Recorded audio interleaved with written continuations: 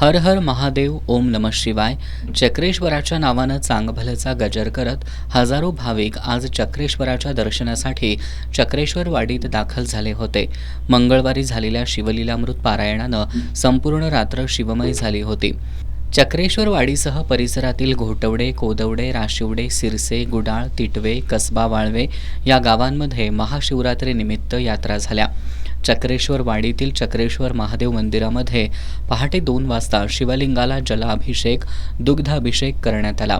काकड आरती झाल्यानंतर मंदिर दर्शनासाठी खुलं करण्यात आलं. मंदिरापासून 1 किलोमीटर अंतरावर असणाऱ्या तापसा या कुंडाच्या ठिकाणी भाविकांची पवित्र स्नानासाठी गर्दी झाली होती. ग्रामपंचायत चक्रेश्वर वाडी आणि देवस्थान समितीच्या वतीनं दर्शनासाठी येणाऱ्या भाविकांच्या वाहनांसाठी प्रशस्त जागेत वाहनतळ, दर्शन मंडप, पिण्याच्या पाण्याची सोय यासह अन्य सुविधा उपलब्ध करून देण्यात आल्या होत्या.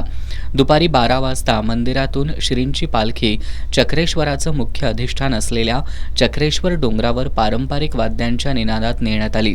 हजारो भाविकांनी चक्रेश्वराचा जयघोष करत पालखी सोहळ्यात सहभाग घेतला.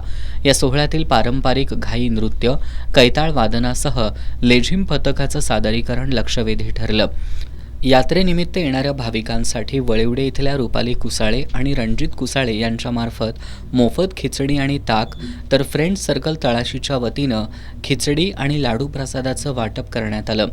राधानगरी पोलीस सेवा संघ घोटवडे आणि होमगार्ड यांनी यात्रा काळातील अनुचित प्रकार टाळण्यासाठी विशेष परिश्रम घेतले.